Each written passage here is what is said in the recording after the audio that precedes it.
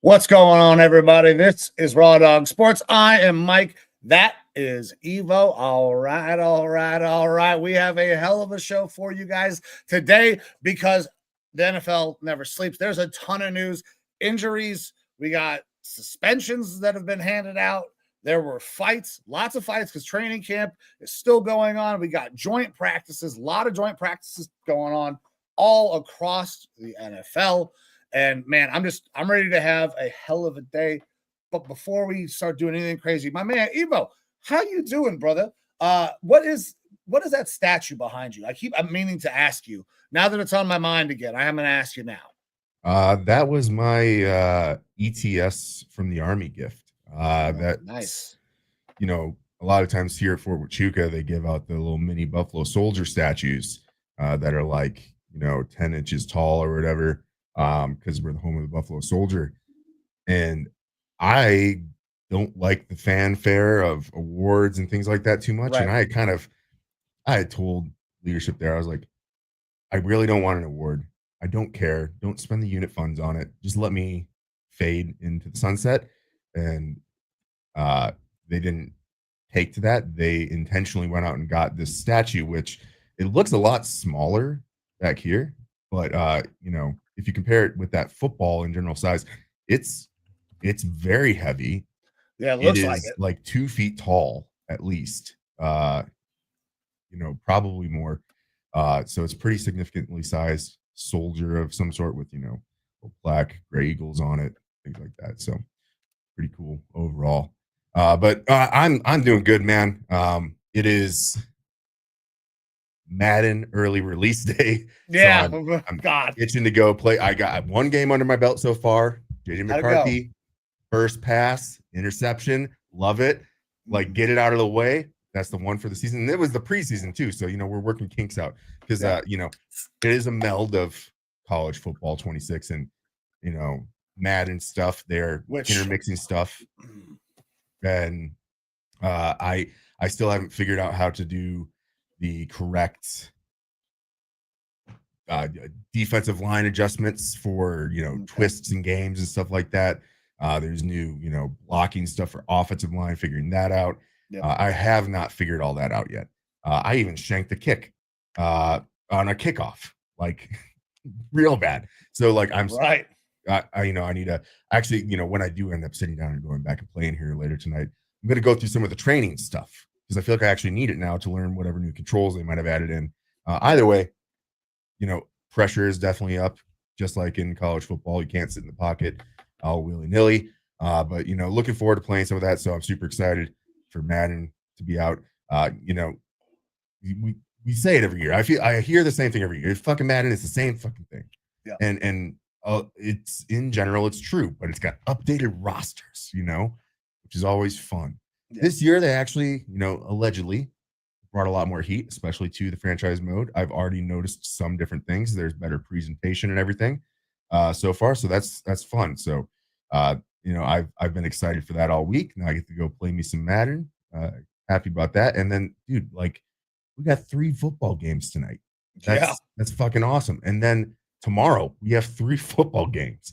And on Saturday, we got a bunch of football games and 2 more football games on Sunday. Like, we got actual football happening, which if you are a degenerate, like Mike and I are, it's outstanding. Like, you get to watch the guys who are barely going to scrape by and make a roster. You try to find out some of those gems that could step in fantasy if someone goes down with an injury, or who your team could try to go after if they get released, those kind of more bottom of the roster guys, especially on good teams.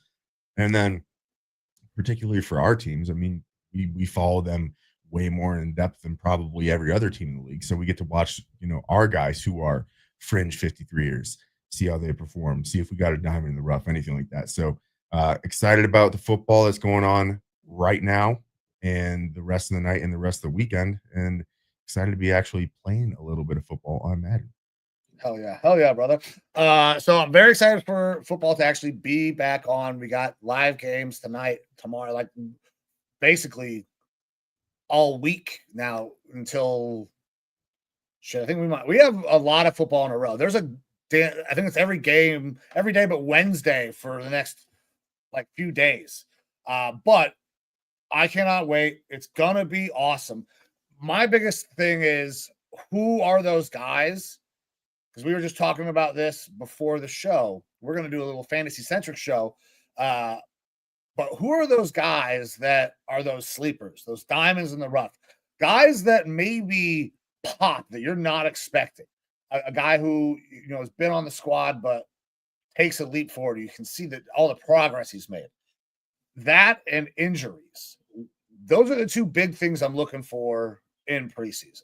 Those are the two things I'm worried about. Now, obviously, there are things more schematically.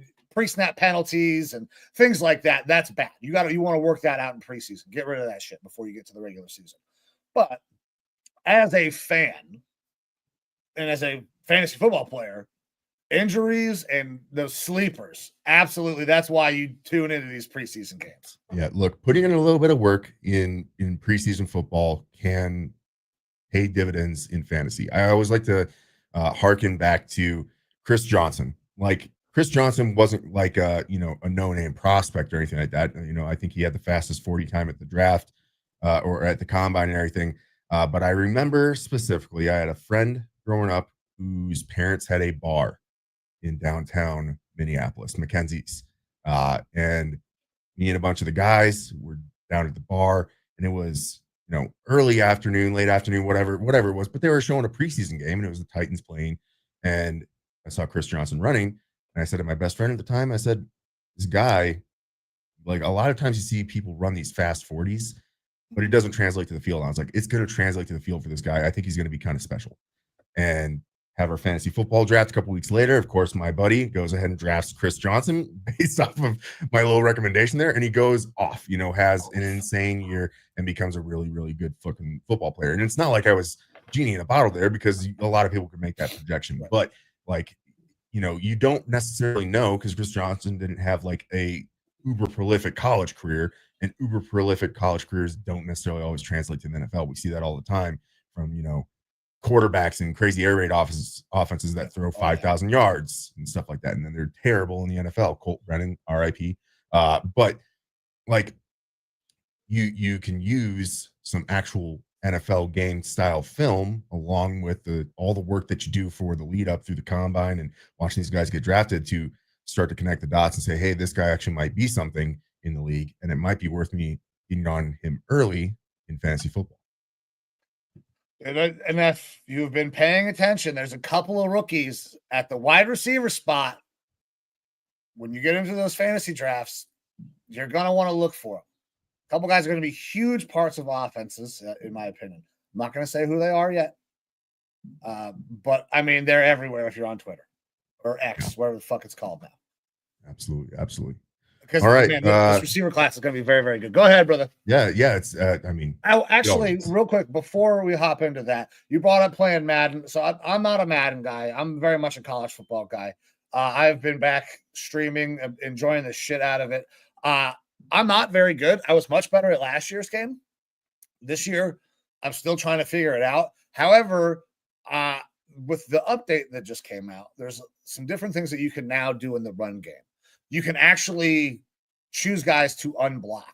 So if you understand run concepts and run blocking, you can do some really interesting things with your running game now. So I'm very interested and very excited to get back in. I have my mother-in-law in town, and then we went for a weekend little excursion doing some veteran-centric stuff, which, by the way, was awesome. That adventure place was insane. It was one of the coolest camps ever. Everything is like accessible because it's a camp that's typically designed for people with disabilities who are children, but they did it for disabilities for veterans. It was great. We caught a shitload of fish. Fling golf might be the new way I play golf, dog. I can swing a baseball bat way better than I can actually hit a golf ball. So, but I mean, it was great. I was happy to be back playing games though, because you brought it up, man. So if you guys see it, Trauma Romeo, that's me probably getting my dick kicked at college football until I get a little more in depth with this new run game update. I'm just going to run the ball down people's throats and be a real cocksucker. Look, like we've spoken about this. We have plenty of fans on the TikToks and whatnot that like to talk a lot of shit. If you want to see things go down wrong and talk even more shit, hop onto the Trauma Romeo channel. That's right. Like kick the man while he's down a little bit. I'm sure Absolutely. He'd comments. But I mean, listen, I've been enjoying that. We've been catching so much heat, dude. It's been so fun. Yeah. Like, the TikTok is just if we're not catching heat, I don't think we're doing it right. Correct. At least we're not Colin Cowherd with fucking terrible takes. But because I mean, he's national media. He should be doing a little bit better.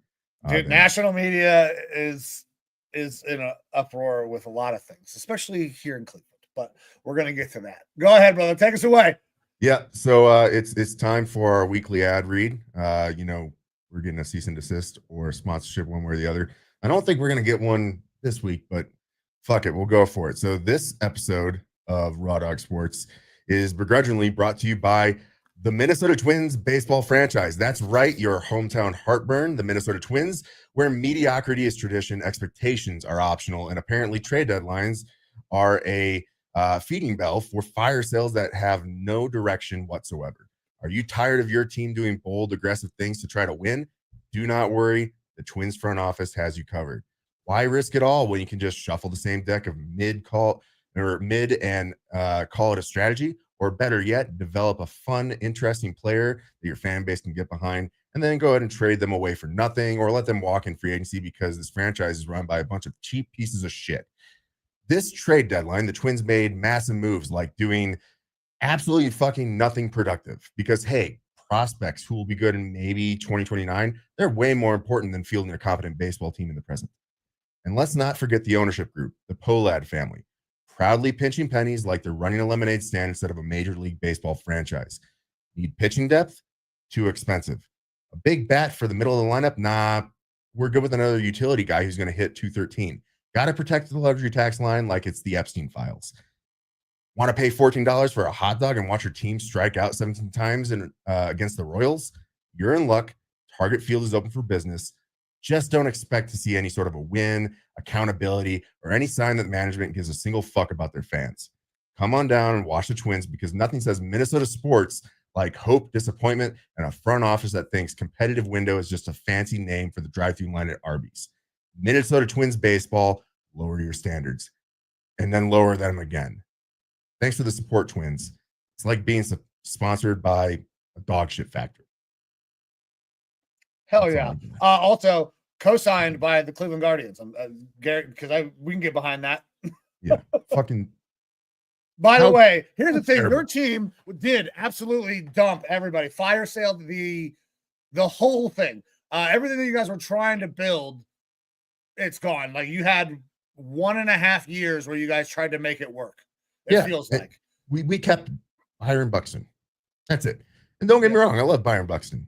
But if I'm Byron Buxton, after those All-Star break comments and everything of being like, I want to be a Twin for life, I'd be like, I changed my mind. This team sucks ass so hard.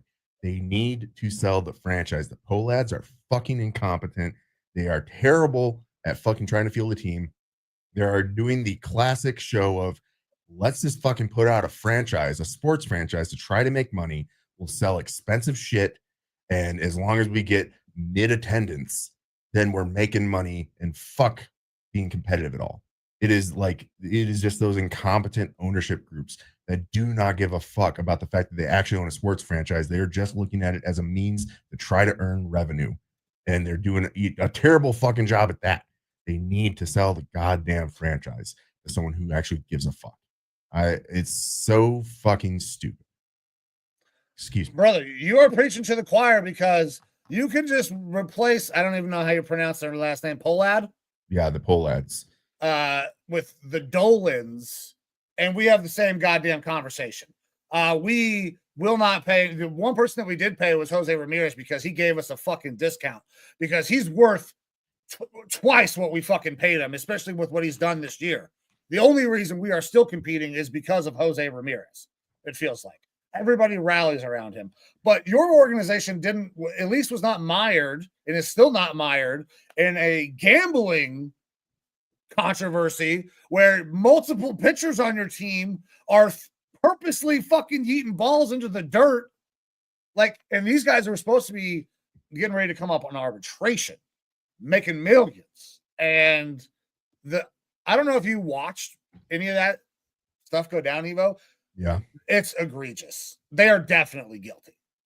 It looks pretty bad. It's from the perspective of somebody who watches a lot of baseball games and seeing the pitches with the context, you're like, that's exactly what happened. So not great. We're still competing. You guys are almost certainly done. We're not competing because our ownership wants us to, though. They were trying to kind of dump. We got rid of Bieber. Thank God we didn't get rid of Quan, but I'm tired of like I said in the ad read there, it's like how my whole lifetime feels like it's just the team developing guys and finding good players and letting them fucking go because we're too fucking stingy with money. Like Luis Arias was relatively recent. He was fucking a great batter and let him fucking go. But I mean, in my lifetime, Chuck Knobloch, David Ortiz, Johan Santana, like all these fucking names that have gone on to go do good fucking things. And they go on to do good things because they were developed and became really good players here. And then we just were like, well, we'll just keep fucking working our farm system and pinch pennies. When if we had kept those guys around, like we would have had consistent, solid years of really good baseball. It makes no sense to me in a league that doesn't have a salary cap. It's silly. Like I get it. Minnesota's not the biggest market. Cleveland's not the biggest market. It's not LA. It's not New York. No. Oh, fucking well. They're not small. Minneapolis, Minnesota is fucking massive. And Cleveland is a pretty good sized city. Minneapolis is bigger than Cleveland, I'm pretty sure. I mean, we have every major sports franchise in our cities. Same. Yeah, exactly. Like it's not like they are fucking Omaha, Nebraska. All right. Like they are a relative in the scope of all professional sports. They are relative cities that deserve franchises that the fans can be proud of. And the ownership is absolutely fucking falling on their face. I guarantee you, if the Twins go up for sale, someone from one of those cities with big money is like, yeah, let's fucking make money and also have a competitive fucking team. Yep. Like there are too many people out there who have stupid amounts of money who want to make more money, but also have a passion for sports. You know, like it's too easy for there to be owners who give a fuck about their franchise. And I don't think that there's any leg for the Polads to stand on and say that they give a fuck about this franchise. Feels like a very common theme with Midwestern baseball teams right now. Twins, Guardians, fucking Pirates, all of them need new ownership. They just don't do anything. They will not put any effort into those franchises. But anywho, yeah, got a lot of other sports stuff to talk about before we get into the football part of it, which I believe is probably going to be the largest bread and butter of our show today. Here, we got dildos flying all over the place. My goodness. We probably need to speak on the hefty amount of phallic objects that are making their way onto WNBA courts. Yeah, this did not happen in Buffalo. For everybody curious, the dildos were not out. The giant green dildos, however, were in full force out on the WNBA court. Including, apparently, hitting Sophie Cunningham in the face and causing an abrasion. Hit her in the face? I thought it was hit her in the fucking face. It looked like she had a facial abrasion. Why would you do that to that woman? Not gonna do it. Yeah, me neither. I'm happily married. But look, as a Army veteran, I do appreciate a good dildo being thrown in a non-dildo oriented zone, especially a sports event. It's funny. However, we're talking about the WNBA, and there's a lot of connotations that come with that. There can be a lot of assumptions as to why that's being done at WNBA games. I mean, it's listen, I'm not one, like I'm a fairly lax liberalish type person, right? I would not call myself a liberal by any means, but I'm more liberal than a lot of people. Okay. But the idea that there's not something being done that is just because they're women, that's exactly it's some sort of macho thing where it's like, just take the sorry, I'm gonna use the phrase for everybody watching, take this dick, bitch. Like, that's exactly what is I imagine that these young men are angry and acting out in a way that's completely unacceptable. Even though I think throwing dildos in non-dildo situations is also funny. This has different connotations. I have a bit of a counter thought to it, because I think that that might be the low hanging fruit, is to think like that. However, the dildo on the court or field, when it comes to the dildos and stuff like that, is pretty fucking comical. All right. And after one made it out there, I think that it kind of became somewhat like a trend where someone was like, oh, this is funny, let's fucking do it again. And it's going to get even more play because it's WNBA, because those connotations are super easy. It's super easy to low hanging fruit. However, it might just be like, I want to be the next person to get a dildo on the court. That'd be fucking funny. Because like, if this was true, like, misogyny of like, hey, take this dick, like you're saying, why wouldn't you maybe do something like throw a spatula? Well, okay, but here's the thing though, because you can throw something, maybe they just don't have an arm, but you are throwing this in a vicinity where you can hit somebody. I didn't realize she was hit in the face. That seems very, like, the fact that she allegedly, I didn't do any actual no journalism on this. No big J journalism. Got it. No. But like, if you hit somebody, that seems intentional. Like, if you threw it out into the middle of the court and it's sitting there, hilarious, because then dude's got to go pick it up. Especially if you get one of those suction cup ones. I don't think any of them fucking land in suction, and we're like, that on the court. Oh, dude, that would be the meme of all memes. Yeah, it'd be pretty funny. Yeah, but I feel like when you're throwing it at these women, that's a little different. Yeah, and look, to be clear, it's got to stop.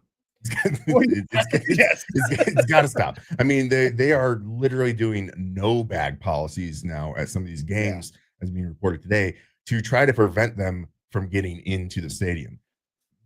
But I mean, I can think of a few ways that you could probably sneak a dildo in if you really want to. But that's the thing, is like, if it seems like such a weird way to protest something. Like, I'm going to go spend money on these players who are asking for more money, and I'm going to give them more money, but I'm angry at it or something like that. And then I'm going to throw a dildo. Like, I'm going to spend X people amount act irrationally all the and, time.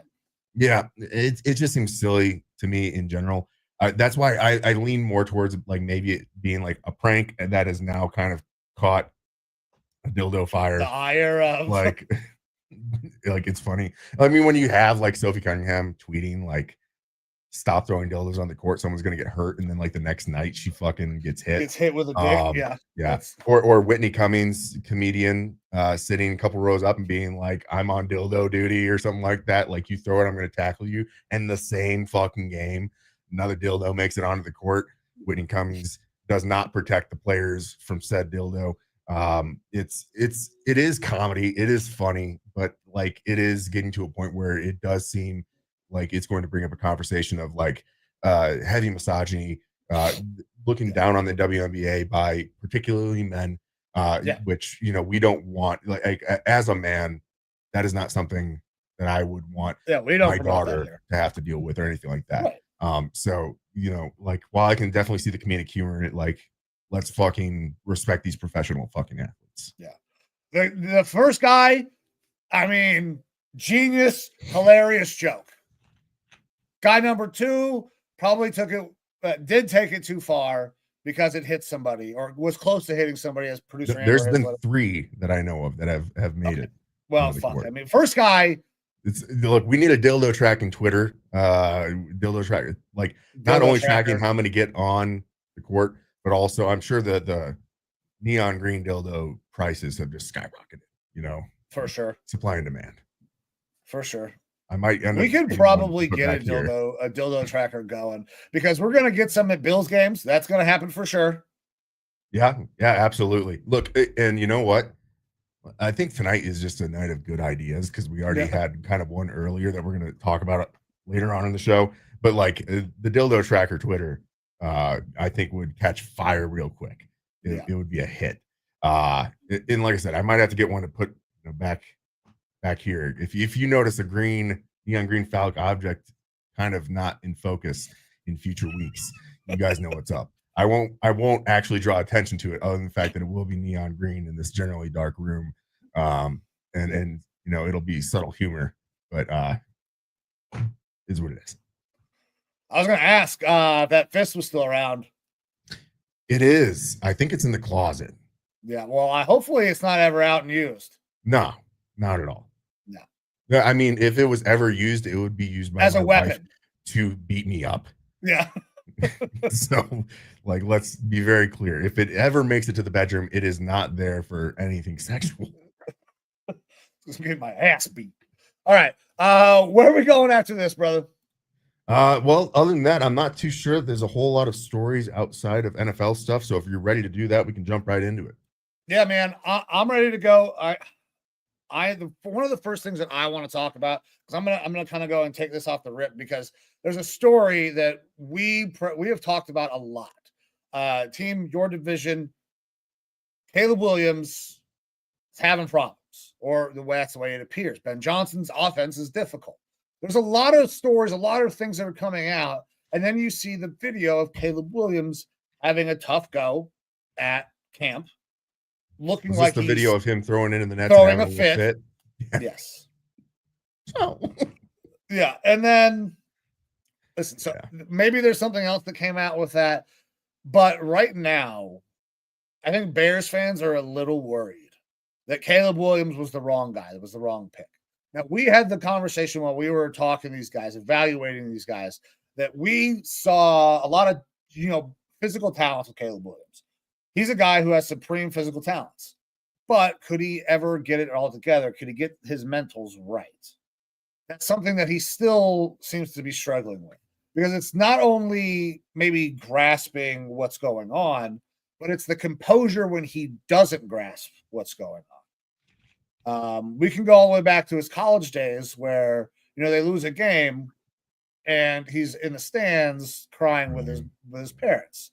I got no problem with him crying, but he should be crying with his teammates, not up in the stands. He should not be throwing a fit. He should be owning that moment and being there with his people, with his guys, and this is starting to make me a little worried that a lot of those concerns, those red flags, are no longer just flags. We're starting to plant some shit. Like, yeah, look, it's tough for me to talk about it without it kind of probably coming off as in a biased light, just because it's the division. Vikings fan, right?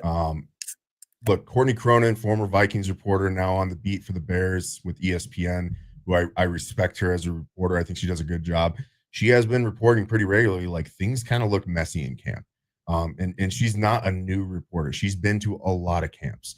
And from some of these veteran reporters who kind of, one of the things that kind of gets talked about a lot is when reporters track completion percentage, or, passes thrown, passes dropped, bad throws, XYZ, touchdowns, interceptions, all that stuff at camp. And that realistically, all that has to be said with a heavy grain of salt, because nobody other than the players on the field know what the actual intent of that training was. There's an anecdotal thing that was put out today by Thor Nystrom with Vikings camp, where during one of their practices, Kevin O'Connell called a play.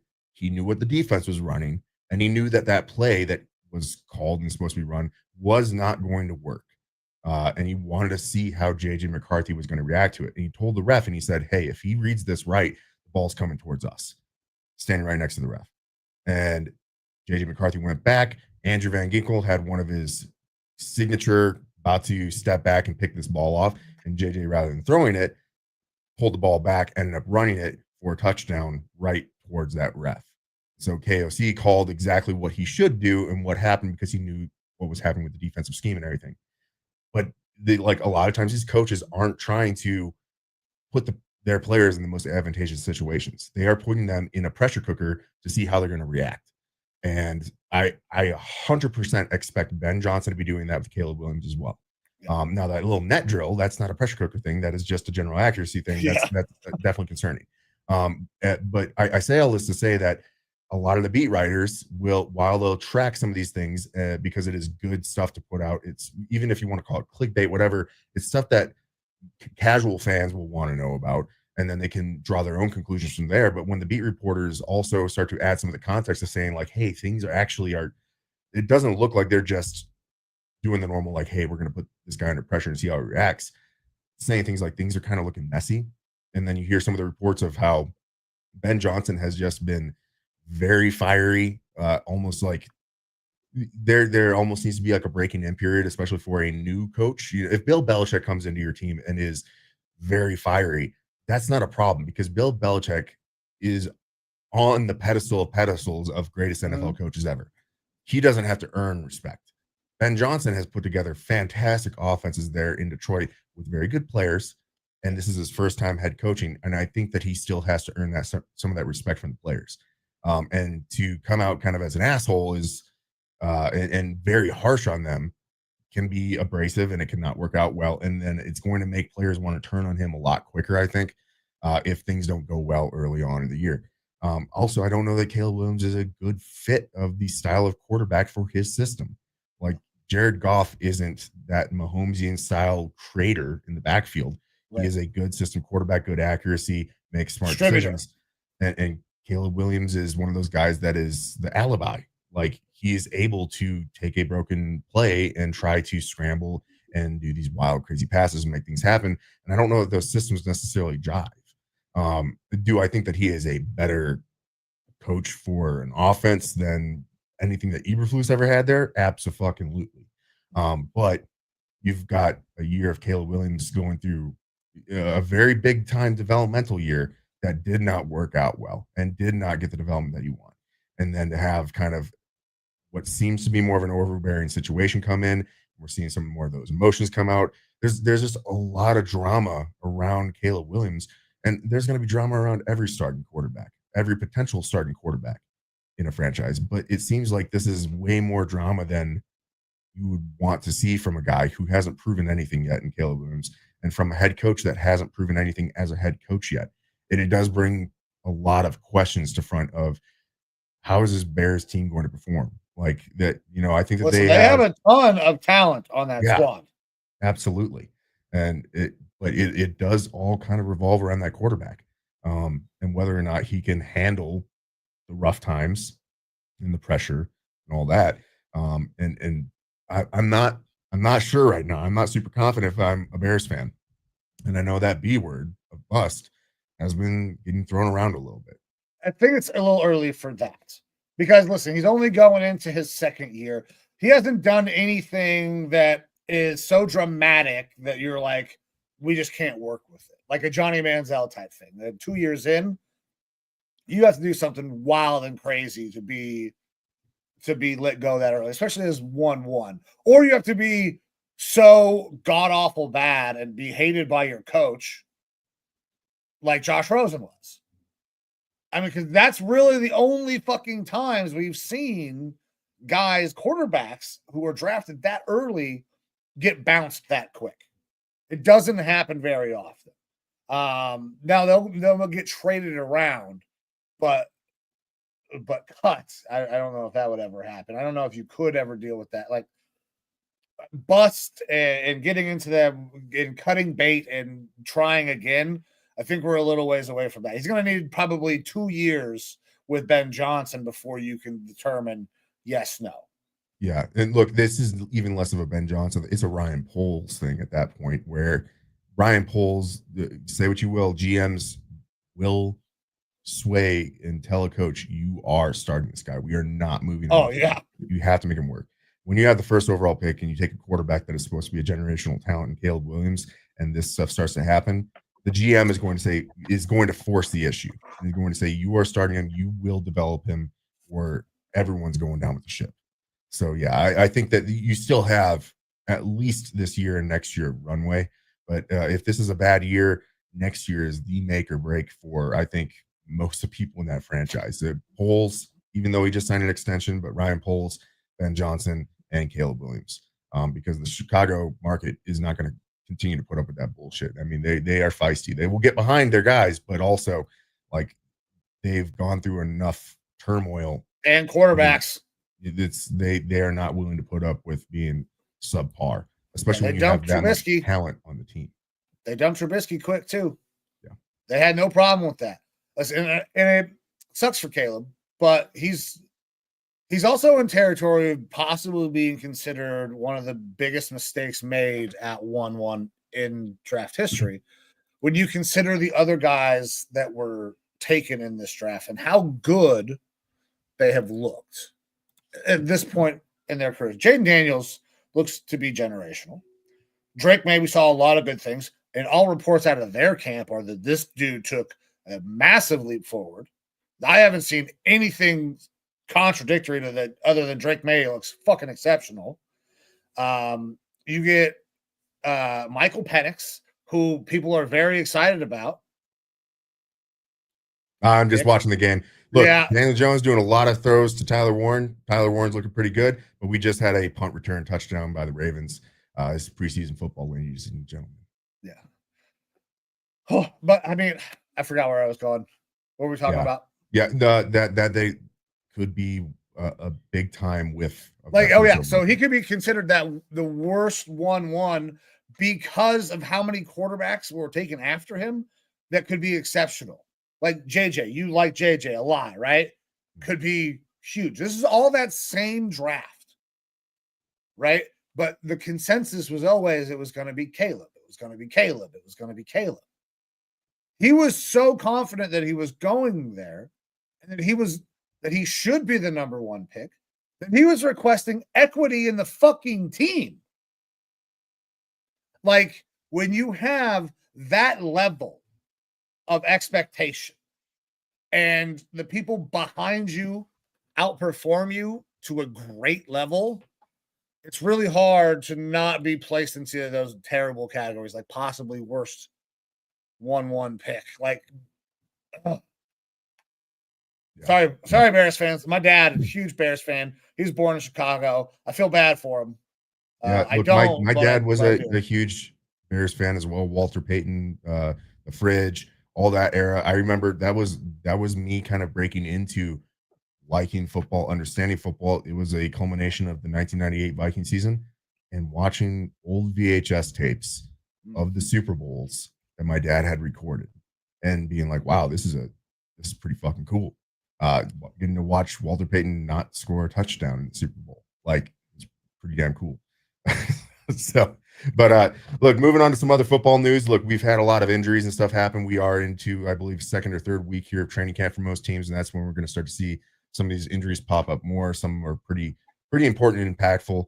And I'm just going to work back through the Raw Dawg Sports Facebook feed here that I've been trying to keep as updated as possible with all these breaking news stories. Isaac Guerrero, backup running back for the 49ers. As we know, the 49ers always seem to have running back issues with health. Christian McCaffrey there, obviously coming back from injury. But Isaac Guerrero, who looked to be a pretty damn good, second back there, pulls up with a shoulder injury, going to be out for a couple weeks, apparently. Hopefully we'll be back, shoulder pec injury, but hopefully we'll be back by week 1, which could be good for fantasy if you are a Christian McCaffrey stan and you really think that he's going to have a big year. We also have, some Browns news here. Some more kind of quarterback injuries and stuff like that. Yeah. Should there unofficial depth chart coming out? I don't know if we want to jump into it right away. I say, are we ready to hop into the Browns? Because there's a lot of things to talk about. I'm ready to go, but well, we can just kind of preface it a little bit there. We do have other quarterback news. Quarterbacks. We have a lot of fucking quarterbacks on our team. A lot of quarterbacks. But you got some other quarterback news. Teddy Bridgewater is coming back to the NFL. He signs with the Tampa Bay Buccaneers to be a backup there to Baker. He's a guy that I would have loved for my Vikings to try to bring back in too. Because, like, obviously he's a good guy. He's got a lot of good history with our team. Good dude, like everything you want. Yeah, absolutely. And even more of a good dude with, some of the statements that he had in his first press conference about, the whole scandal there in Miami with him being suspended and just talking about, it's a rough neighborhood. I want to protect my guys. I want to protect those kids and about getting them Uber rides and stuff like that. And it just kind of makes it's more pie in the face for the Miami-Dade school system down there. And I'm sure, he will probably still be a benefactor for those kids there. I don't think that that's going to change the fact, that he's back in the NFL, how he continues to feed back into his community. But kind of a end to this current part of the saga for Teddy Bridgewater and high school football for right now. I'm glad that Teddy got another contract, man. Like, obviously, what happened to Teddy in his career sucks. He had a chance to be pretty decent. Some of the physical tools were maybe a little substandard, but he was a smart player and showed well at times. That injury was just so devastating to everything that he wanted to try to do. And it took forever for him to even try to make that comeback. There were, I believe, conversations about not walking again. That's how bad Teddy's. He could have lost his leg type of injury. So, I'm pumped that he got another contract because Teddy is a good dude.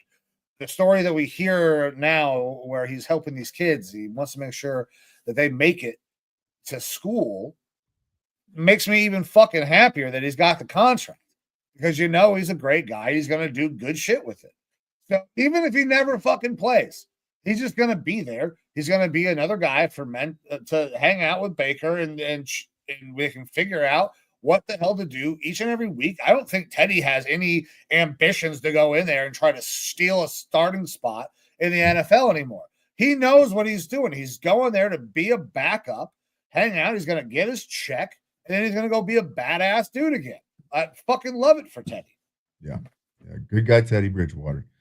We did have a trade that went down in the league. Raiders ended up sending cornerback Jacorian Bennett over to the Eagles, where the rich kind of get richer there in the defensive backfield. Eagles send defensive tackle Thomas Booker the fourth over to the Raiders. The bigger thing here, other than, obviously, I don't know where Jacorian Bennett is really going to fit into that defensive backfield for the Eagles, just because they do have a lot of good fucking talent back there already.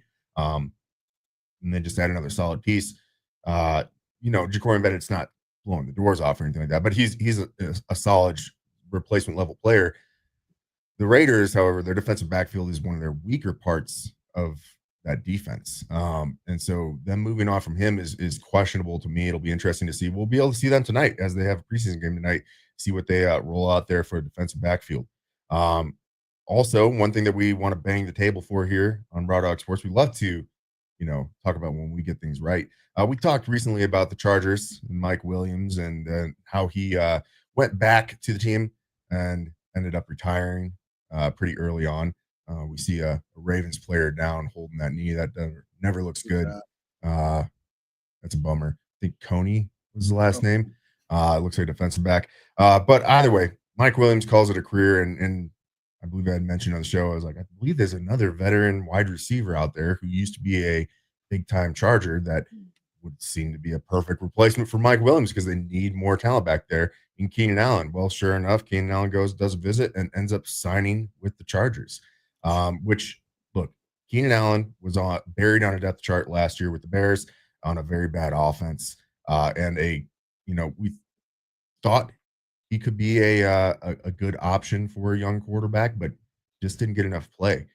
You're going back to a system that in general, at least a quarterback that and he's a solid, sure-handed. He's lost a step, but he's a sure-handed receiver. That's a hell of a lot more than you can say for Quentin Johnston out there.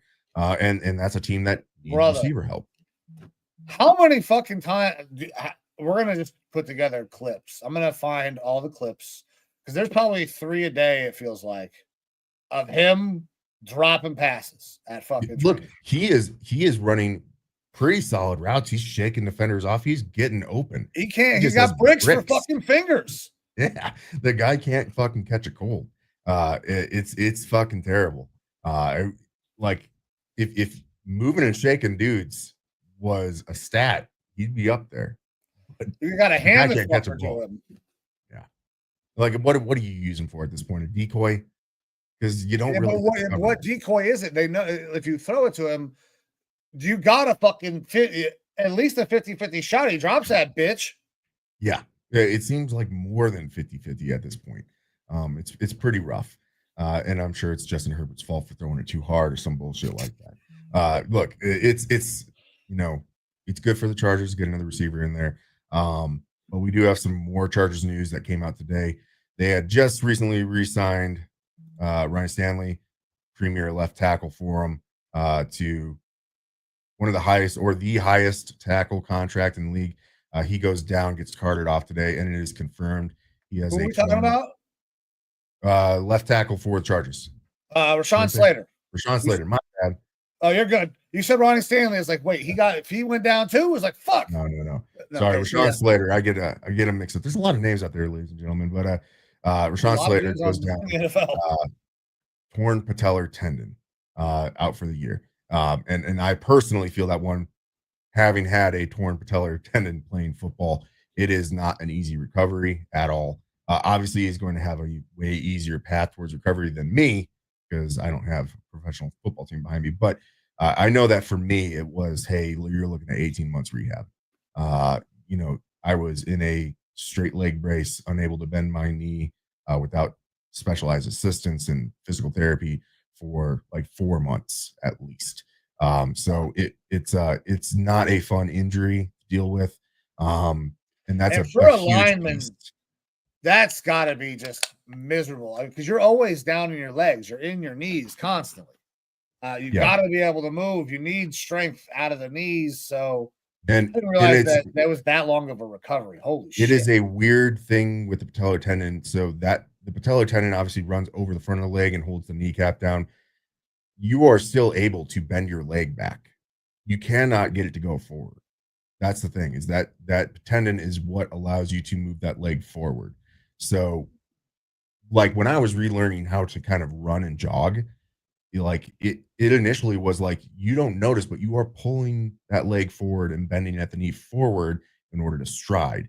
And I was allowing gravity to kind of whip it forward. It was me using my hip to kind of whip that leg forward because you have no strength there anymore to move your leg forward. And so you are relearning, just like you are with any of those knee injuries, you are relearning how to use that leg again.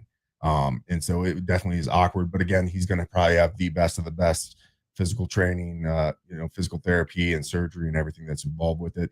But it's a huge loss for that Chargers team. That is the best offensive lineman on that team, the best protector of your investment in Justin Herbert.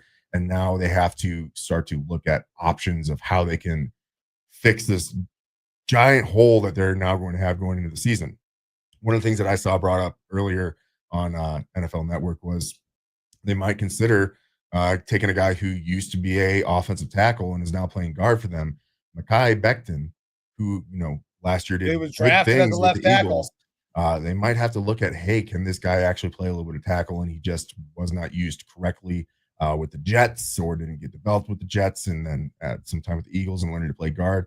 I think that's a little bit of a scary thing, but they're going to be looking for how can they fix the situation out there in LA. It'll be interesting to see how they're able to navigate going forward, because look, the running game is big for them. Obviously, protecting the quarterback is big for them, and their left tackle was a huge part of that.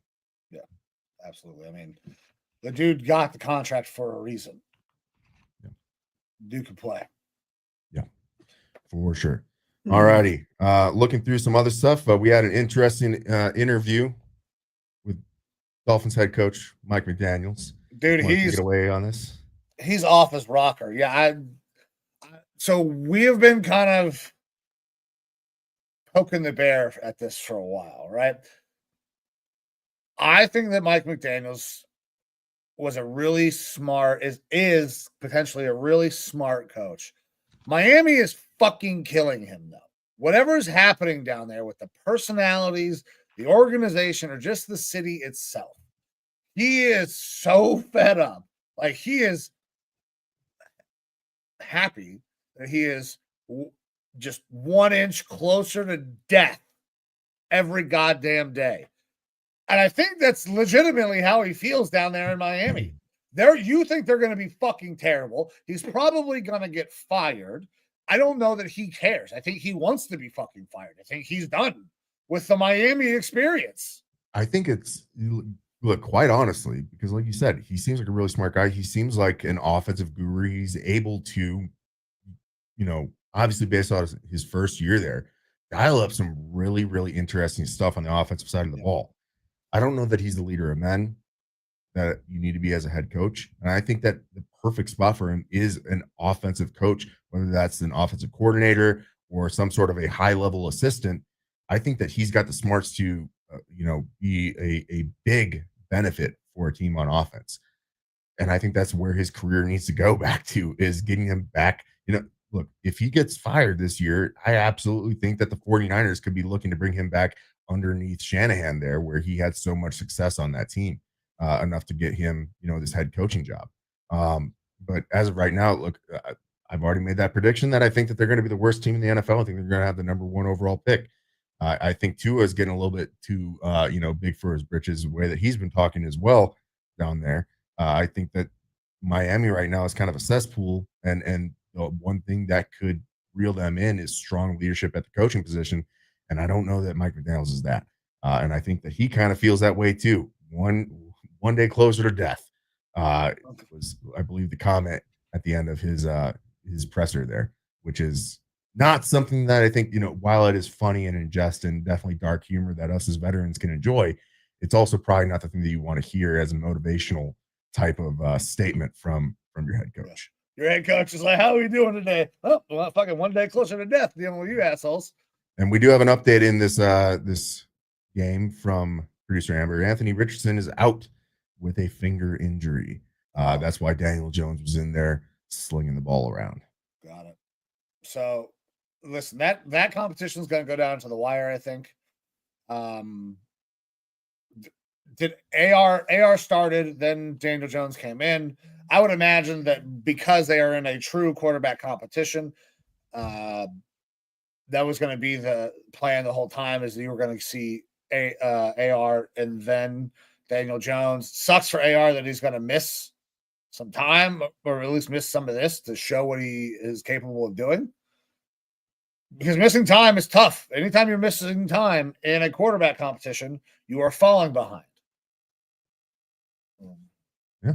Thank Kenny Pickett for that little quote. Yeah, well, is he back out there yet?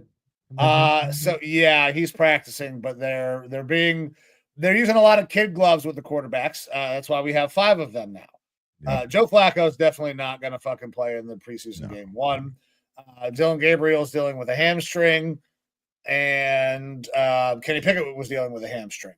So they're not going to play. Shadur is going to start. I don't know what's going on with reps. It's a fucking absolute catastrophe, shit show of epic proportions, depending on who and where you listen to your sports news at. Yeah. We're sabotaging Shadur, or I don't know what the hell else the other narratives are, but apparently we're sabotaging them, and I don't see that. Look, I mean, since you bring up the quarterbacks, I mean, you did bring in some relief there. You brought in Tyler Snoop Huntley. Yeah.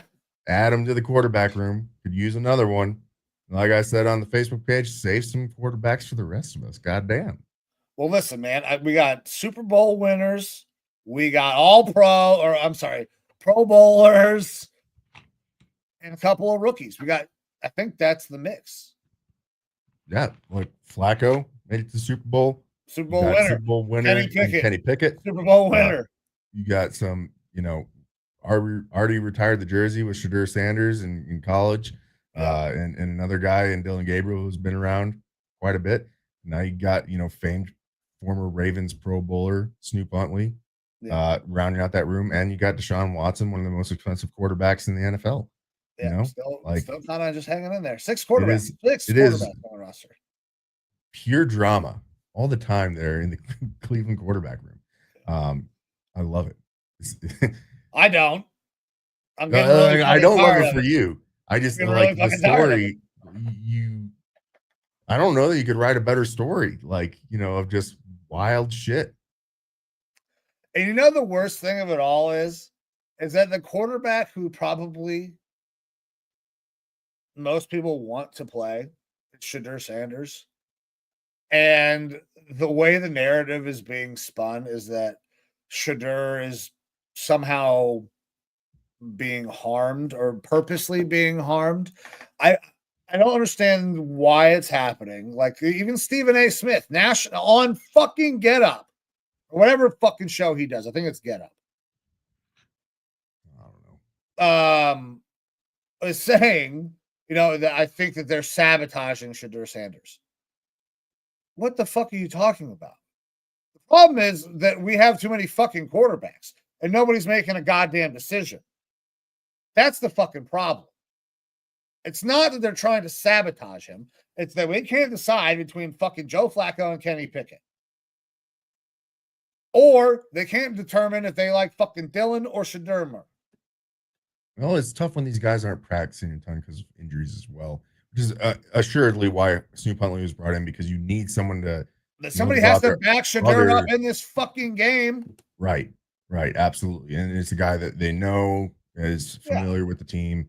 So it makes sense there. And obviously, once these guys get healthy, Snoop's probably going to be on the street again very quickly. For sure. So, he knows he's a camp arm, but he goes out there and puts some good tape in preseason. He gets a job elsewhere. That's why these guys do that, because he knows he's not staying in Cleveland, but he's not fucking playing to stay in Cleveland. He's playing to go get a job elsewhere where there's not 6 fucking quarterbacks on the roster already.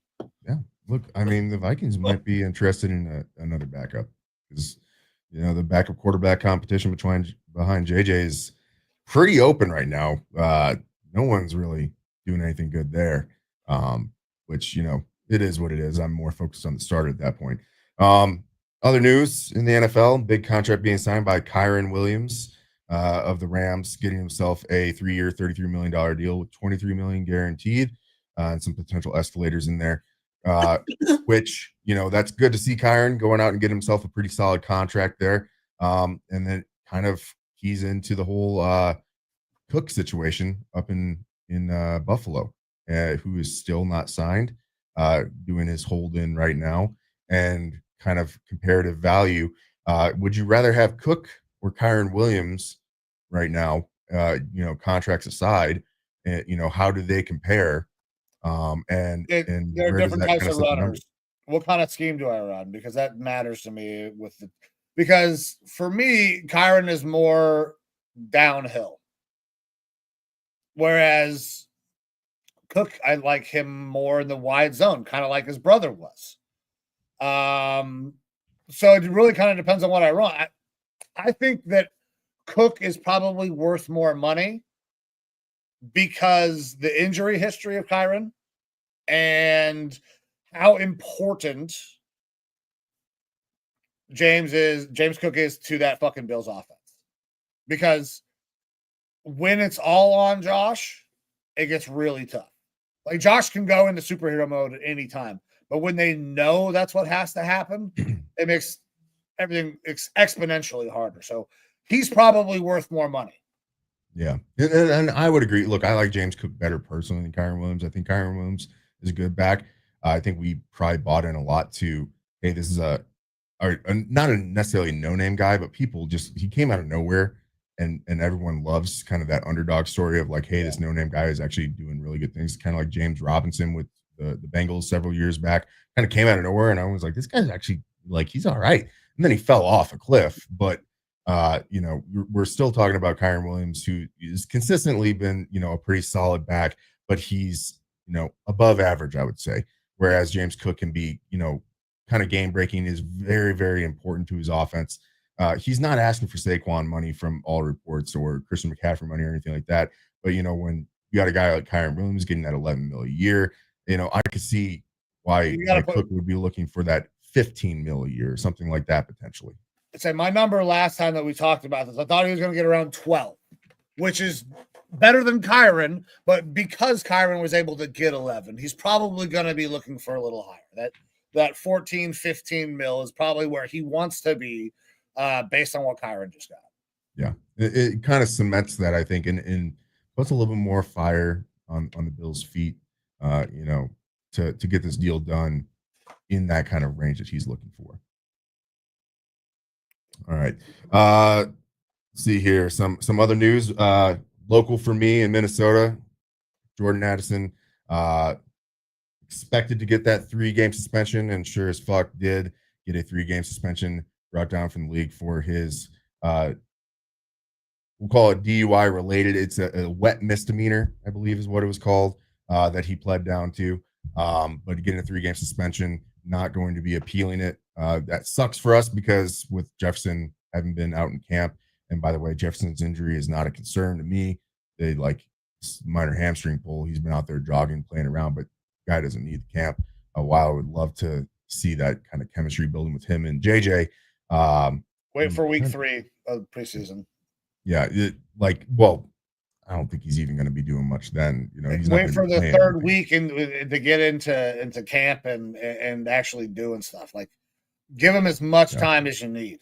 But either way, there's been a lot of chemistry between JJ and Addison, so that sucks to kind of know that we're not going to be seeing that for the first couple games of the season. But we have seen some other guys step up. Rondale Moore has been looking good in camp. Obviously had a good career with Arizona. Didn't play at all last year because of really bad knee injury. We've had a guy who's been on our practice squad for a couple years, Lucky Jackson, who has been showing up pretty well and is probably going to get a lot of play in our preseason game this weekend, that I think deserves a roster spot at this point. And then there's been a little bit of scuttlebutt. I was going to ask you about this. I think we're going to talk about the same guy. Your boy, Adam Thielen being talked about as going back. I know you're all on board. And listen, last year he started looking pretty good when he got some decent quarterback play. He still gets open. Yeah, look, Adam Thielen is kind of who he is at this point. He's lost a step. He's in his 30s, but he is a very solid safety blanket, good route runner, solid receiver. And Joe Juravicious. If Browns fans will know that name for sure, because when he played for us, he was the old guy who didn't do shit but catch first downs. Couldn't break a tackle, couldn't get a fucking yard after the catch, but you threw it to him, he caught the shit, and it was a first fucking down. That's the same thing that Adam Thielen will be. And he's on top of that, again, like you said, he's not a big yak guy, but he is very effective in the red zone. He finds open space very well. Again, looked real good last year with that Panthers team, but that wide receiver room is getting a little bit crowded with young talent. Obviously, they go out and draft Ted McMillan. They got Xavier Leggett out there as well. Jalen Coker, who's looked pretty good. David Moore. And then you have Hunter Renfrow, who has been lighting it up in camp after coming back from that out with ulcerative colitis. So Thielen is the old guy in the room, and he could theoretically be the odd man out. They're obviously not going to cut him. He's not worth a cut. They signed him to a very small extension this offseason. Mm-hmm. But Thielen has been a guy who has been practicing outside of, camp and everything with McCarthy. He's a Minnesota guy. It would make some sense for us to bring him in where it's like he knows his kind of role right now. He's either going to be, one of the number 3-4 guys for this Panthers team that's probably not going to go deep this year, right? Or a Vikings team that, has a need now at wide receiver. There's still a question mark at wide receiver 3, even though we've seen some good stuff from our guys there, from Naylor. But, Thielen gets to come home and he gets to play with a guy at quarterback that he likes, a team that's kind of poised for a playoff run. I think that, we're talking about a conditional 6th or 5th round pick here that we could send over to the Panthers who still need to rebuild. And then we get a guy that is going to at least get us through these first 3 weeks without Addison, and who is going to provide us another super solid receiving target for JJ. I think it's something that makes a lot of sense for the Vikings to at least explore. So man, I actually, so when you posted that thing on Facebook, or I was like, okay, so it makes sense because at this point, he's already had time in that wide receiver room. Like, I don't know how much more those younger guys are going to get out of him. Now, obviously, you can always learn some new things, but I think it's even less about that in Carolina, though. It's about if you want Bryce Young to succeed, do you want to take that stability away? You have to bring in some more explosive weapons. The thing that's great about Adam is that he's going to catch it. He's going to move the sticks. What he's going to give you, but I mean, they are trying to make this team young to get into a window to compete because Bryce has actually given them some hope that that's possible the way he ended the year last year. Now, if he falls flat on his face all year again, this conversation is not even had. But because Bryce showed some progress, Adam might stay, might not. If he has a terrible year, finishes terrible, he's already gone. Minnesota's already made the trade, and Carolina willingly gives him up because they just want to get young and go in that direction. So I think that there's a little bit of credence. Go ahead. No, well, I was just going to say, like, to me, this isn't a trade that you make at the trade deadline or something like that. Like, if the season starts to go down for Carolina, happens in the preseason. It would be something that we would want to do now or in the next couple of weeks in order to give Adam time to, re-pick up this playbook and everything. And I think, he's a solid veteran who played for KOC in his first year. This is something that Adam could pick up relatively quick. So we can be talking about week 3 of the preseason making this trade happen when it's starting to get closer to roster cut down day. But that being said, like, if it gets into the season, I think the Vikings are at that point, they're solidified and happy with the wide receiver room and where it's at. And they're not going to be looking to bring in another guy at that point. Again, if we're getting down to the trade deadline and the Panthers don't look good, like, his value then kind of plummets, especially for the Vikings wanting to look at bringing in a guy at that point. So it would have to be something that happens pretty early on. That's the only way for me that I think that it's feasible. Understood. I'm hoping for you. I know he's your dude. Yeah, like it was kind of tumultuous when he left, and it wasn't tumultuous on his part. It was tumultuous on his wife's part. Football players, don't let your family members have an X account because they tend to step on their crank a little bit. But that being said, Thielen is a Mankato Maverick, Minnesota guy. Obviously a big time Minnesota story. I'm sure that the fans would love to have him back. And I'm sure that he would love to kind of come back to Minnesota, where I'm sure that he's looking to end up retiring. So it would kind of be a nice end to that story for him because I think he's like 33 years old. He doesn't have a ton of football left in him, realistically. So it would be a good opportunity for him to kind of end his career on a high note with the team that took a chance on him initially. I think it would be a great story as well, man. I think it would be. I think it would be cool for you guys. I don't know what happened with his wife. I didn't see what she said. She just talked a little shit going about it's weird how your team can kind of throw you out like trash. It's like, well, he's played for one team in his career. This is how the NFL works. Yeah. Well, and they're Minnesota people, so they have a little bit more emotional attachment as well. Sure, absolutely.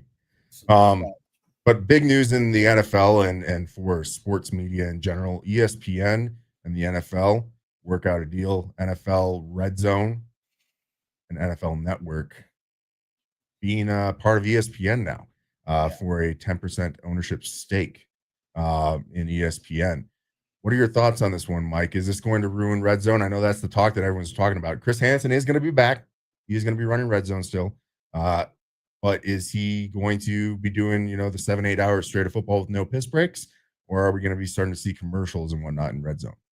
There will start to be advertising for sure because ESPN is a great company, but they are also owned by Disney, which means Disney is what bought fucking NFL Network and RedZone.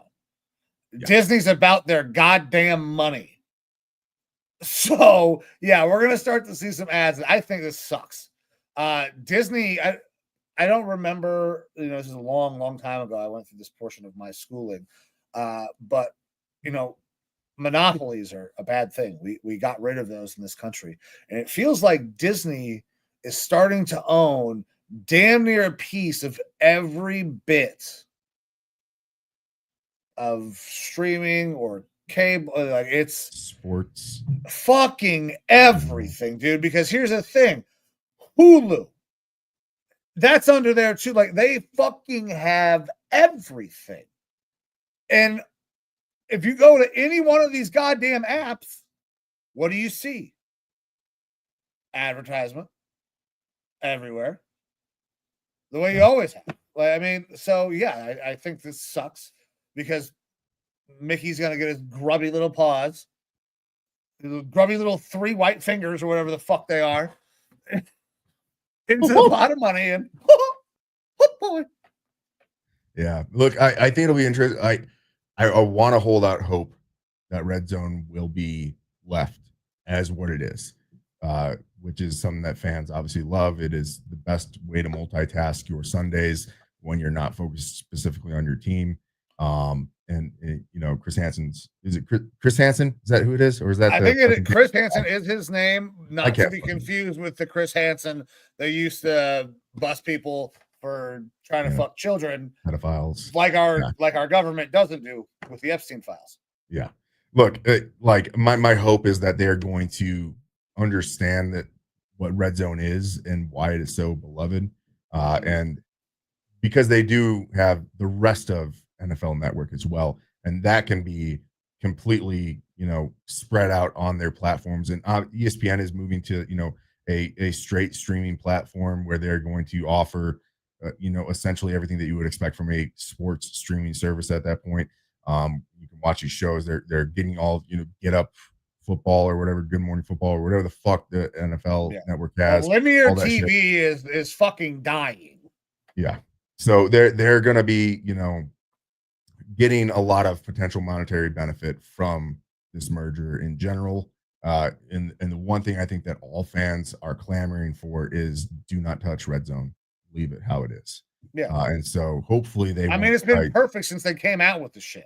Like, they have not really ever fucked with it, and it's been amazing. People love it. It is, like you said, it is beloved because it is just constant football.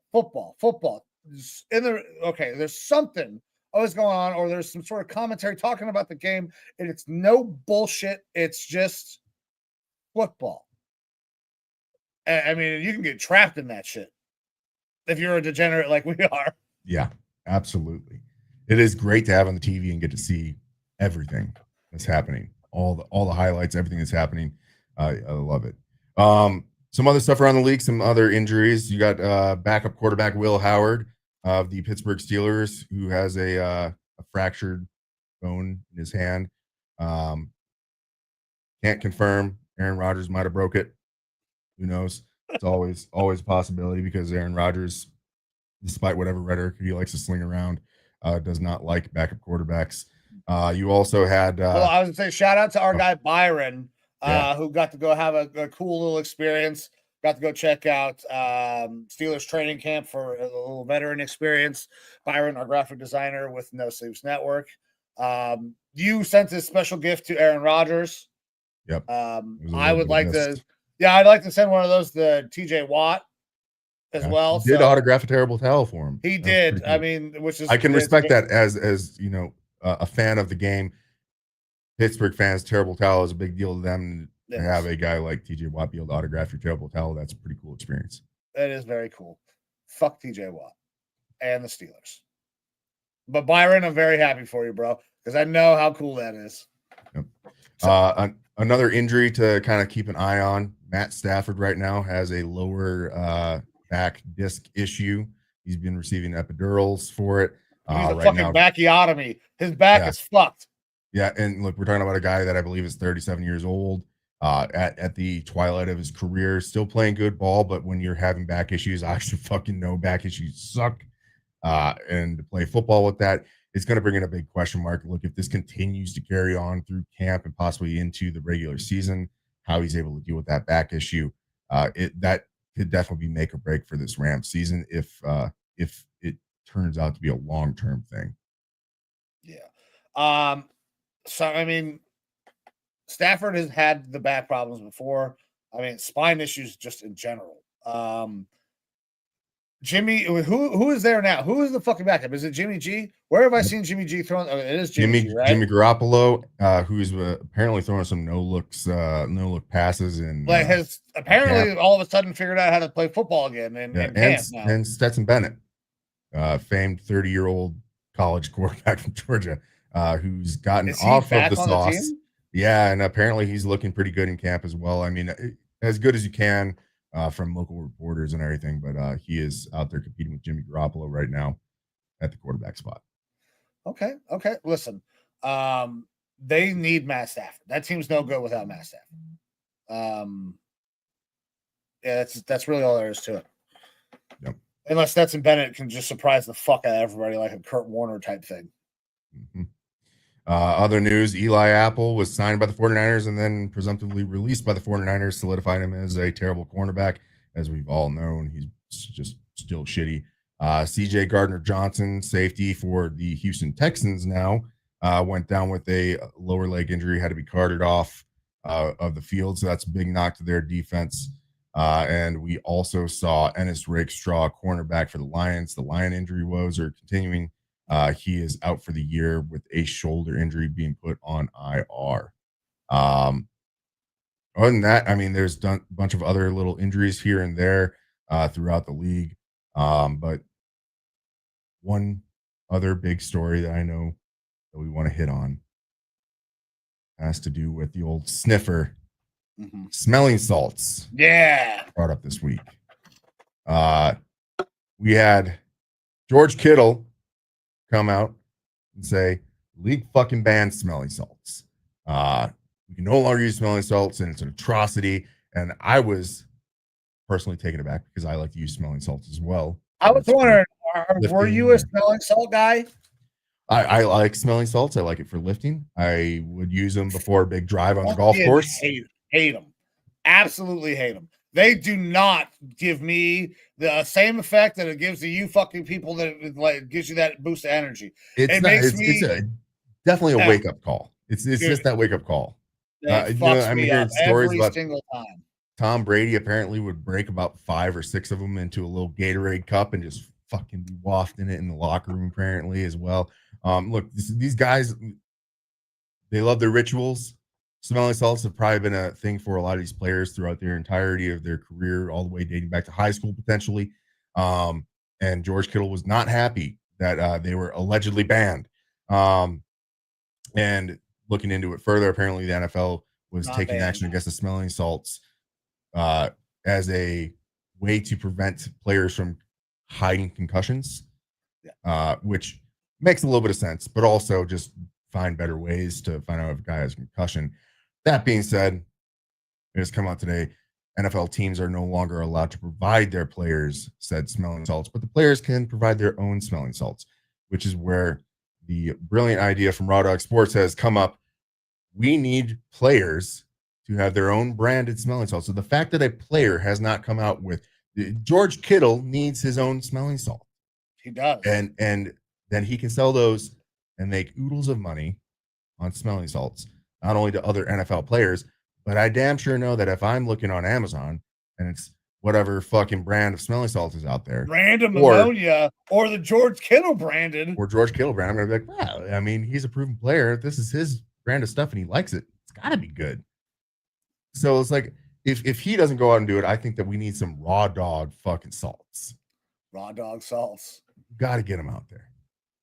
Raw Dawg salts. I'm a producer, Amber. So just drop that in there. Yeah, absolutely.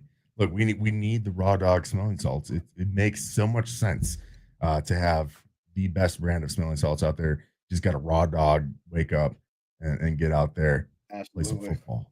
Oh my God, what a way to start a morning. What this boom?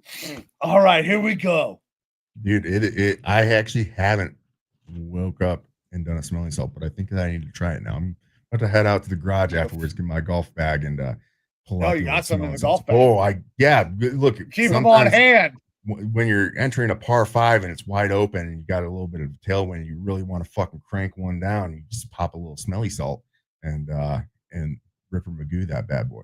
See, I go with the old Happy Gilmore swing when I get that opportunity because I suck dick at golf. However, one of the best drives I've ever fucking hit in my life that was also recorded on camera while you were there was that Happy Gilmore swing I took at the on-post golf. Yeah, Mountain View. Yeah, so either way, good news, I guess, for the players there. They are not banning smelling salts. They are not entirely. But they will not provide them with smelling salts. They're going to have to bring their own smelling salts. I'm sure George is going to have a fucking bucket full. Yeah, he's like every the guys are going to be bringing it in for everybody now. It's going to be like one of those. Do you ever have the fucking like Home Depot sized buckets of seeds when you played baseball? Yeah, or the bubble gum. Yeah, it's going to be that with smelling salts in it. Yeah, it's going to be fucking awesome. And you're going to get some fucking crazed lineman who's going to fucking punch the bucket, slice his fucking hand up, or you're going to have about 80 fucking smelling salts broke open, and then the locker room's going to be filled with fucking ammonia and setting off fucking smoke detectors or some shit. And what team does that happen to? That's the Browns. That feels like the Browns or the Jets that happens to. Absolutely could be. Yeah. Or Miami. I think speaking of the Browns, we got to talk about them just a little bit more because the quarterback situation we've kind of talked about.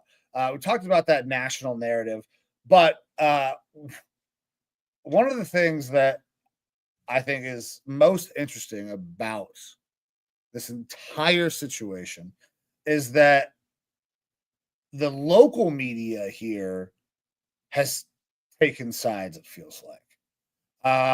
Now, when you think of journalism, big J journalism, you think of unbiased, right? That's how they're supposed to do it. We're supposed to do this. If we're trying to be unbiased, we have to tell it exactly like it is.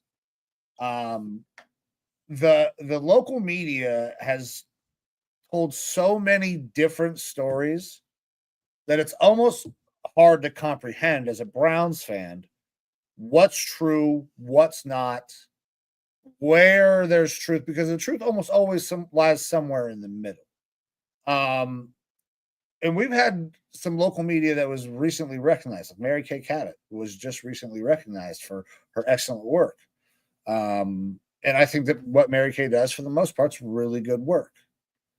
But there are some other people that I think are doing a really bad job in spinning this narrative that doesn't help the Browns organization at all. And if we're Browns fans, that's what we should always be trying to, we want to help the organization. But we get reporters like Tony Grossi who will literally take any reason, any excuse to take a shot at Shedeur. We have other people who are taking shots at Dylan Gabriel. When this all came out, when we went with multiple quarterbacks, I said, I don't give a fuck which one is the one as long as one of them is. I'd love to not have to draft another quarterback. I don't want to draft 3 quarterbacks in 2 fucking years. That sounds terrible for building a team. So I hope one of these guys is. Now, do I want Shedeur to be that guy more? Yeah, absolutely. I think there's a much higher upside. Also, Shadeur's my guy, so I get to also say that I was fucking right. So I'm not going to act like that's not part of the equation. Of course, I want to be right. But the way the media is trying to tell the story of what's happening with the Cleveland Browns in training camp, the local media is doing a disservice, which is causing national media to spin these narratives that they are purposely setting Shedeur up for failure. They traded up to go get Shedeur. Now, granted, the looks in the room say that they were not happy about it. But there's a lot of shit that came out after that. There were plenty of press conferences. Shedeur has done nothing but say the right things. The media needs to do a better job of just telling the story. There are plenty of places where you can give your opinion. That's why we have podcasts. That's what this is for. So we can get together and we can share our opinions. We can talk and we can bullshit. And maybe other people will enjoy that and they'll listen. But However, we're when not you're journalists. We're exactly, not we're not journalists. I don't have a responsibility to tell the truth. As a journalist, you do, or at least you fucking should. So the way that the stories are being spun in Cleveland about what's happening with the quarterback situation is beyond obnoxious. And this is just another, I'm going to drive my point home one more time, that Shadur is just Black Baker Mayfield. All the Colorado fans that came over with Shadur are giving the exact same obnoxious type responses that all the Bakers fans were giving when he got here. Like a very, very similar type situation. Big difference is one was a 5th round pick, one was a 1st overall pick. So I think it would be a great idea. Now, I don't know if anybody's going to see this from the local media, but just shut the fuck up and do your job. We don't need you to say that, in my opinion of whatever, especially Tony Grossi, who has been awful at judging quarterbacks. We don't care about that. Just tell us, give us some numbers, give us some stats, talk to somebody and report fucking facts. That's it. I'm tired of the crazy narratives because neither one of these rookies has done anything to warrant all the fucking nonsense that is around camp already. And for all the extra people that are in camp, all the quarterbacks we do have, for the most part, I think they've done a decent job of trying to get guys reps. Shadur needs more reps with the ones because he's going to start this week. But there's also time for that, and they're in joint practices. So there's just a lot of nuance that people are not thinking about and just fucking spouting shit off. But I'm tired of the Shadur's being set up for failure narrative. Yeah. Look, I'm glad that I'm not necessarily having to experience that in Minnesota right now. Because look, what I'll say about the reporting, especially on JJ McCarthy in Minnesota, is it seems to be relatively honest. There's a obvious pessimism. That's a defense mechanism being used by the local media, where like we are so used to, big letdowns that they are actively searching for the bad days and reporting diligently on the bad days, the bad throws, the issues, the errors, and things like that. But they also are, saying like they are contextualizing it, whether it's just a straight bad day or it's like, hey, it was a bad rep, but also this is training camp. We don't know what's going on, things like that. In on the whole, in general, he's been, JJ McCarthy has been very good during camp, but he is showing the little growing pains that you're kind of expecting from what is essentially a rookie quarterback, and that these are easily fixable problems and things like that. It's but they're still laying the groundwork for, hey, here's the floor if things actually don't work. And we're telling you the truth of what we're seeing on those good days and bad days, which makes it even more weird where, you have Vikings fans who this is kind of what we expect. You're going to have those ups and downs. We're not expecting him to just come out and be lights out 100% of the time, because every good quarterback has their down days and things like that. In history, it's normal. Like there's going to be hiccups and things like that. But it makes it a little bit more weird when we do have Diana fucking Russini's who can't keep her fucking tits out of fucking bullshit stories with zero actual reporting happening. It's just her reporting and then saying like, I don't know, like they really, really wanted Aaron Rodgers. Can't give up that fucking story, which to her means that the Vikings don't like JJ McCarthy. Or the Colin Cowherd who continues to say JJ is unathletic, does not have a strong arm, which he has shown time and time again. He had the fucking fastest throw at the combine when he was there. Yeah. And he is now gone on to, I can't say my source and I can't say what it is, but there is something in the building that, has people worried. And all the local beat reporters are like, well, we're here at camp. You think that we would know if like we haven't heard any rumblings about anything that this guy's talking about. Someone's feeding him bad information, or he just is trying to be a talking head and get people to kind of clickbait on his stuff. Which, you know, if that's what you want to do, you can. But that's the confusion I think that's out there. Like I've seen the posts on X and Facebook saying, I've seen all these reports of like JJ's generally been doing good. Where is this stuff coming from? Why am I not hearing it from my local guys? And then the local reporters are having to come out and say, we're just as confused as everyone else. We don't know where this is coming from. And so it's at least on my part, I feel like the local reporters have done a pretty fucking bang up job of not, over exaggerating the good days or over exaggerating the bad days. They've been giving pretty diligent reporting and saying like, hey, these are some concerns. There's some issues. He seems to be working through them, but also he's having good days, very good days, some bad days. And I think he's had like 1 or 2 practices that have been, not very bad, but they have not been good. And so like they've been giving us the whole gamut. They've been giving us honest reporting, and I enjoy actually having that out there. And then it's the national media that's still kind of the 2 reporters specifically, Colin, Cowherd, Diana Russini, and the Sporting News continues to put out kind of clickbait headlines. Specifically one saying like JJ McCarthy's doing bad at camp, and then you read within the actual article and they don't say anything about JJ McCarthy having bad days at camp. They say the Vikings offense is being shut down by the Vikings defense, not that JJ McCarthy's doing anything bad. And even quoting Alec Lewis of The Athletic saying like, yeah, like JJ McCarthy doesn't even have an opportunity to fucking run a play because the defense is in his shit immediately. So it's not JJ doing bad. It's the defense is having good reps, things like that. Like it's weird bullshit reporting like that I don't think is giving honest opinions, but it's the national media that can't get off their fucking, horse and say, yeah, like maybe we were wrong about some of this stuff initially.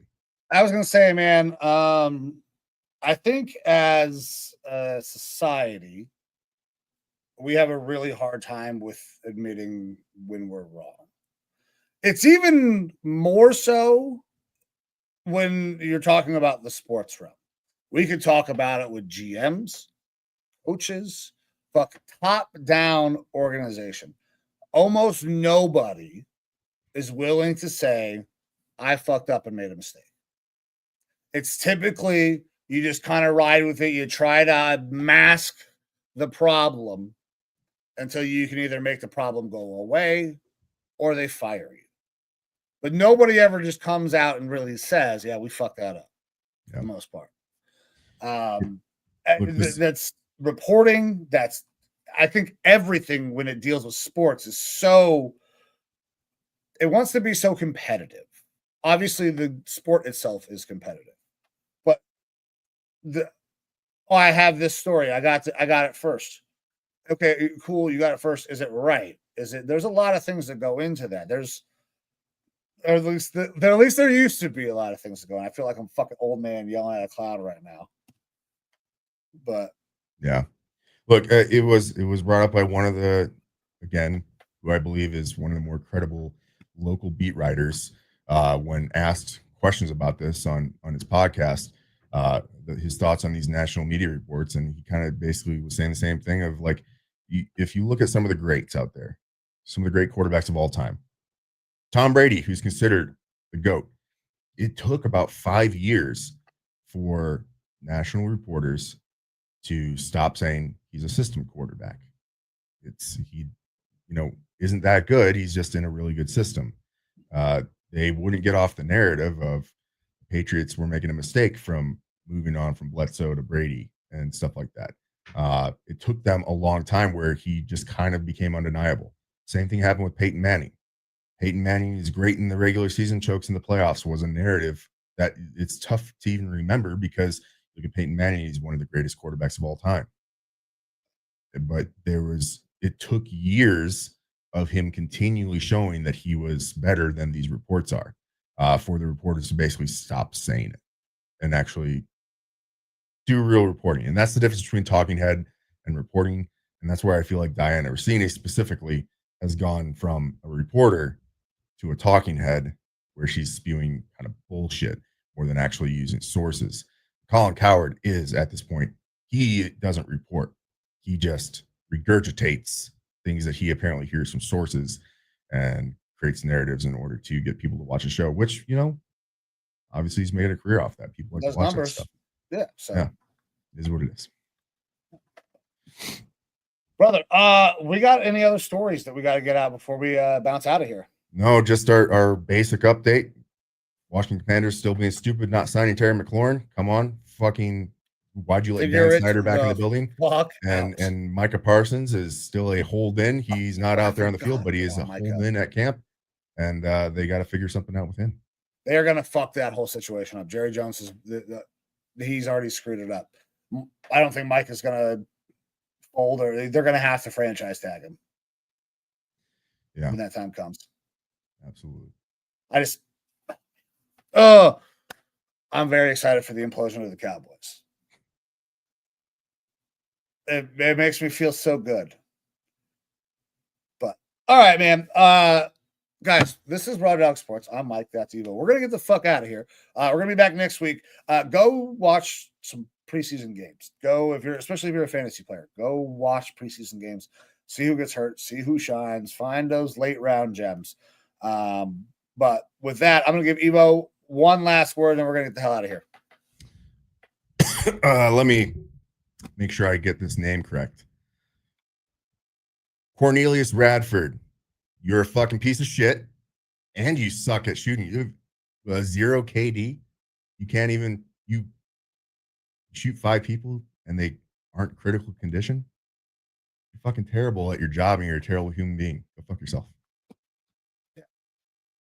Fuck that guy. All right, guys, we're getting the fuck out of here. I'm Mike. That's Evo. This is Raw Dawg Sports. We will be back next week. See you.